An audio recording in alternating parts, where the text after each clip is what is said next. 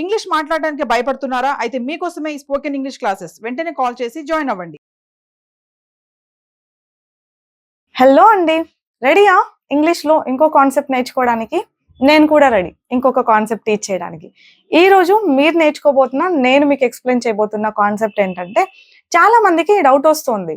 ఈ షీ అని ఎప్పుడు అంటాం, డస్ షీ అని ఎప్పుడు అంటాం, ఈ షీతో క్వశ్చన్స్ ఎప్పుడు అడగాలి, డస్ షీతో క్వశ్చన్స్ ఎప్పుడు అడగాలి, దాని మీనింగ్ ఏంటి, డిఫరెన్స్ ఏంటి అని చాలా కన్ఫ్యూజింగ్ గా అనిపిస్తుందంట. సరే చూద్దాం, ఈ షీ అని ఎప్పుడు అనాలి, డస్ షీ అని ఎప్పుడు అనాలి అని. Is she sleeping? Is she eating? Is she writing? Is she practicing? Is she learning? Is she lying? Is she cooking? ఏం అబ్జర్వ్ చేశారు? ఈ షీ అని ఎప్పుడు అన్నాం, ఏ వర్బ్ తోటి అన్నాం, ఏ వర్బ్ తోటి అన్నాం, ఐఎన్జి ఫామ్ ఉంది, అవునా? ఈ షీ అని క్వశ్చన్ అడిగినప్పుడు వర్బ్ ఐఎన్జి ఫామ్ ఉంది. కానీ డస్ షీ అని క్వశ్చన్ అడిగినప్పుడు వర్బ్ ఐఎన్జి ఫామ్ తో ఉండదు, నార్మల్ గా V1 వర్బ్ ఉంటది అనమాట. Does she cook, does she speak English, does she teach well, does she learn well, does she practice every day, does she play chess. ఈ questions observe చేస్తే ఎలా ఉంది, verb ఎలా ఉంది?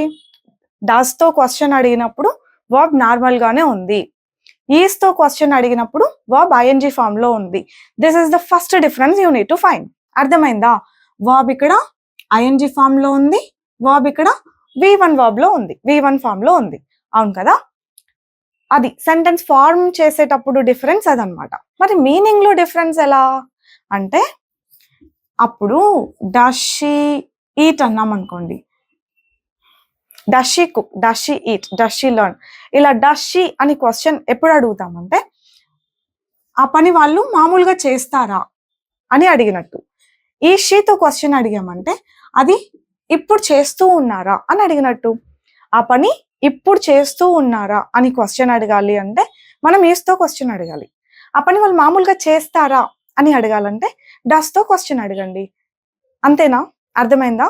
ఇంకా లేదా? సరే, ఇంకొక ఎగ్జాంపుల్. రెండు డిఫరెన్సెస్ ఐడెంటిఫై చేయండి.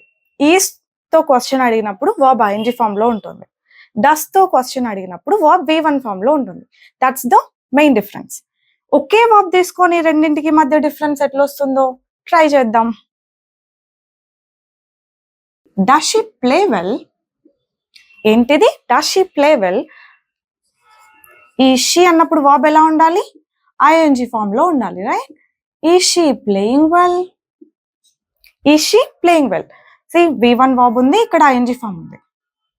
ఇప్పుడు మీనింగ్ చూద్దాం. డస్ షీ ప్లే వెల్ అంటే డస్ తో క్వశ్చన్స్ ఎప్పుడు అడుగుతామని చెప్పాను? మామూలుగా గురించి తెలుసుకోవడానికి.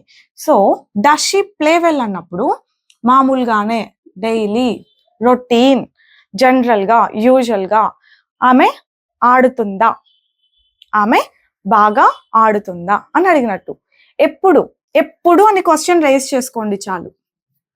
ఎప్పటి గురించి మాట్లాడుతున్నట్టు. డస్ తో క్వశ్చన్ అడిగితే ఎప్పటి గురించి మాట్లాడుతున్నట్టు. ఈ క్వశ్చన్ మీరు రేస్ చేసుకుంటే డిఫరెన్స్ మీకు అర్థమవుతుంది. ఎప్పటి గురించి మాట్లాడుతున్నాం? డస్ షీ అని యూజ్ చేసి ఎప్పటి గురించి క్వశ్చన్ అడుగుతున్నాం? మామూలుగా గురించి, ఆమె అలవాటు గురించి, ఆర్ ఆమె డైలీ చేసే పని గురించి, ఆమె రొటీన్ గా చేసే పని గురించి. ఈ షీ అని అగైన్ ఈ క్వశ్చన్ రైస్ చేసుకోండి. ఎప్పటి గురించి అడుగుతున్నాం? ఈ షీ అని. ఇప్పటి గురించి, ఎప్పటి గురించి? ఇప్పటి గురించి. ఆమె బాగా ఆడుతూ ఉందా? తెలుగు బాగా వస్తేనే ఇది కూడా అర్థమవుతుంది. ఆమె ఆడుతుందా? బాగా ఆడుతుందా? మామూలుగా. ఆమె బాగా ఆడుతూ ఉందా? ఇప్పుడు. Did you get the difference? అర్థమైందా అండి డిఫరెన్స్? రెండు క్వశ్చన్స్ అడగడానికే యూజ్ చేస్తాం, ఈజ్, డస్. రెండు క్వశ్చన్స్ అడగడానికే. ఈజ్ తో ఏమో ఐఎన్జి ఫామ్ రావాలి, డస్ తో ఏమో V1 వర్బ్ రావాలి. ఈజ్ తో క్వశ్చన్ అడిగామంటే ఇప్పటి గురించి అడుగుతున్నట్టు, డస్ తో క్వశ్చన్ అడిగామంటే మామూలుగా వాళ్ళు ఆ పని చేస్తారా అని అడుగుతున్నట్టు. నాట్ ఓన్లీ షీ, డస్ తో మనం హీ కూడా యూజ్ చేస్తాం, రైట్? She, he. మనం ఏదైనా పేరు కూడా పెట్టొచ్చు కదా. డస్ రమా హెల్ప్ యూ, పేరు కూడా పెట్టొచ్చు, right? Does Rama help you అంటే ఏంటి? ఇప్పుడు ఐడెంటిఫై చేయండి. డస్ రమా హెల్ప్ యూ అంటే హెల్ప్ చేస్తుందా రమ అని. రమ హెల్ప్ చేస్తుందా? ఎప్పటి గురించి అడుగుతున్నాం ఈ క్వశ్చన్? మామూలుగా, జనరలీ, డైలీ, యూజువలీ, యాక్చువల్లీ అట్లా. ఈజ్ రమ హెల్పింగ్ యూ అన్నప్పుడు దాని అర్థం ఏమవుతుంది? రమ హెల్ప్ చేస్తూ ఉందా? Is Rama helping you? Rama help చేస్తూ ఉందా నీకు? ఎప్పటి గురించి అడుగుతున్నాం? ఇప్పటి గురించి. సో మీకు డిఫరెన్స్ అర్థమైందా? దీన్ని simple present tense, present continuous tense ఇలా ఫార్ములాస్ ఏం వేయక్కర్లేదు. బట్ మనం ఇప్పుడు మీకు ఒకటి చెప్తా, అది ఆ టెన్స్ ఈ టెన్స్ అని అనుకోవడం కంటే, అట్లా గుర్తుపెట్టుకోవడం కంటే, డస్ ఎప్పుడు యూస్ చేస్తున్నాం, దాని మీనింగ్ ఏంటి, వర్బ్ ఎలా ఉంది. ఈజ్ ఎప్పుడు యూస్ చేస్తున్నాం, దాని మీనింగ్ ఏంటి, వర్బ్ ఎలా ఉంది. అంతే, ఇంతవరకు తెలుసుకుంటే చాలు. యూజువల్ గా మీరు ఎట్లా అర్థం చేసుకుంటారు చెప్పనా? డస్ అంటే సింపుల్ ప్రెసెంట్ టెన్స్ లో క్వశ్చన్స్ అడగడానికి, ఈజ్ ఉందంటే ప్రెసెంట్ కంటిన్యూస్ టెన్స్, ఇట్లా మాట్లాడుతూ ఉంటారు. నాకు ఒకటి అర్థం కాదు, మనం క్వశ్చన్ అడిగితే అది ఏ టెన్స్ అని ఎవరు అడుగుతారండి మనల్ని? మనం ఏం అర్థం చేసుకోవాలి అంటే, డస్ తో క్వశ్చన్ అడగాలి, దాని మీనింగ్ ఇది. ఈజ్ తో క్వశ్చన్ అడుగుతాం, వర్బ్ ఐఎన్జీ ఫామ్ లో ఉంటుంది, దాని మీనింగ్ ఇది. ఇది మనం అర్థం చేసుకోవాల్సింది. ఓకేనా? హెల్పింగ్ వర్బ్ మీనింగ్ ఏంటి, ఏ హెల్పింగ్ వర్బ్ తో అడిగితే ఆ క్వశ్చన్ ఇచ్చే మీనింగ్ ఏంటి అని మాత్రమే అర్థం చేసుకోండి తప్ప అది ఆ టెన్స్ ఇది ఈ టెన్స్ అని గుర్తు పెట్టుకోవాల్సిన అవసరం లేదు. ఎందుకు లేదు? నేను చెప్పాను, ఏ టెన్స్ అని మనల్ని ఎవరు అడగరు, మనం కరెక్ట్ గా వాడాలంతే, యూసేజ్ తెలుసుకొని. ఓకేనా? డస్ కి ఈజ్ కి మధ్య డిఫరెన్స్ ఒక చిన్న ఓవర్ వ్యూ ఇవ్వనా అండి? ఫస్ట్ ది రెండు క్వశ్చన్స్ అడగడానికే యూస్ చేస్తారు. ఓకేనా? డస్ అయినా ఈజ్ అయినా రెండు క్వశ్చన్స్ అడగడానికే యూస్ చేస్తారు. ఏ ప్రొనౌన్స్ తో వాడతారు? ఈ ప్రొనౌన్స్ తో వాడతారు. Is, he, is she, is it, లేదంటే పేర్లు కూడా పెట్టుకోవచ్చు. Does she, does he, does it, ఇది కూడా అంతే, పేర్లు కూడా పెట్టుకోవచ్చు. రెండింటిని ఎందుకు యూస్ చేస్తామంటే క్వశ్చన్స్ అడగడానికి యూస్ చేస్తాం. అది కూడా సెంటెన్స్ స్టార్టింగ్ లోనే ఉండాలి. రైట్? సెంటెన్స్ స్టార్టింగ్ లోనే ఉండాలి. ఈజ్ పెట్టినామంటే వర్బ్ ఐఎన్జీ ఫామ్ లో ఉండాలి. డస్ తో క్వశ్చన్ అడిగామంటే వర్బ్ V1 ఫామ్ లో ఉండాలి. ఈజ్ తో క్వశ్చన్ అడిగినప్పుడు అది మనం ఇప్పటి గురించి క్వశ్చన్ అడుగుతున్నట్టు. Is she learning, is she practising, is she lying, is she cooking, ఇట్లా అన్నామంటే ఆమె వండుతూ ఉందా, ప్రాక్టీస్ చేస్తూ ఉందా, నేర్చుకుంటూ ఉందా, అబద్ధం చెప్తూ ఉందా అని ఇప్పటి గురించి క్వశ్చన్ అడిగినట్టు. అదే డస్ తో క్వశ్చన్ అడిగితే అది మనం జనరల్ గా క్వశ్చన్ అడిగినట్టు. జనరల్ గా అంటే ఆమె వంట చేస్తుందా, ఆమె బాగా ప్రాక్టీస్ చేస్తుందా, చదువుతుందా, అట్లా బాగా చదువుతుందా, రోజు గేమ్స్ ఆడుతుందా, మీ మాట వింటుందా. ఓకేనా? అది డిఫరెన్స్ అన్నమాట.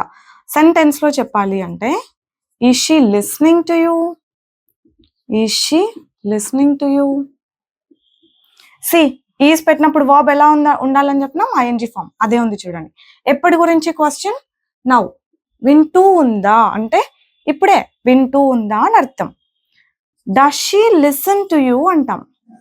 Does she listen to you అంటే ఏంటి చూడండి, డస్ తో ఏ వర్బ్ ఉండాలన్నాం, V1 వర్బ్. డస్ తో క్వశ్చన్ అడిగితే జనరల్ గా, డైలీ, యూజువల్ గా అడిగినట్టు. సో ఇది జనరల్ గా, మామూలుగా మీ మాట వింటుందా అని అడిగినట్టు అనమాట. మీ మాట వింటుందా, మీ మాట వింటూ ఉందా. చాలా మంది కూడా ఒక కామన్ మిస్టేక్ చేస్తారు. మాట వింటుందా అంటే listen to words, listen to your words అంటారు. యువర్ వర్డ్స్, దేర్ వర్డ్స్ ఇట్లాంటి వర్డ్స్ ఇంగ్లీష్ లో ఏం ఉండదు. మనం మాట వింటుందా అంటే మాట అంటే వర్డ్ కదా అని మన వాళ్ళు ఇట్లా క్రియేట్ చేశారేమో మరి తెలీదు. బట్ ఇంగ్లీష్ లో అయితే అట్లా ఉండదు. లిసన్ టు మీ అంటాం. నా మాట విను అనాలంటే జస్ట్ లిసన్ టు మీ అంటాం. లిసన్ టు మై వర్డ్స్ అని అనము, అనకూడదు, అనకండి కూడా. ఓకేనా అండి? ఇప్పుడు అర్థమైందా మీకు డిఫరెన్స్? సో మీకు ఇది కంప్లీట్ గా అర్థమైంది అనుకుంటున్నాను. ఇంకా ఎవరిని మీరు ఏ క్లారిఫికేషన్ కోసం అడగక్కర్లేదు అనుకుంటున్నా. ఈ పర్టికులర్ కాన్సెప్ట్ అర్థం కాలేదు అంటే ఇంకొకసారి వినండి. ఇంకా ఇలాంటి కన్ఫ్యూజింగ్ కాన్సెప్ట్స్ ఇంకా ఏవేవి ఉన్నాయో I'll be explaining. You just have to keep following. That's it అండి. Bye bye for today. Take care. Keep following.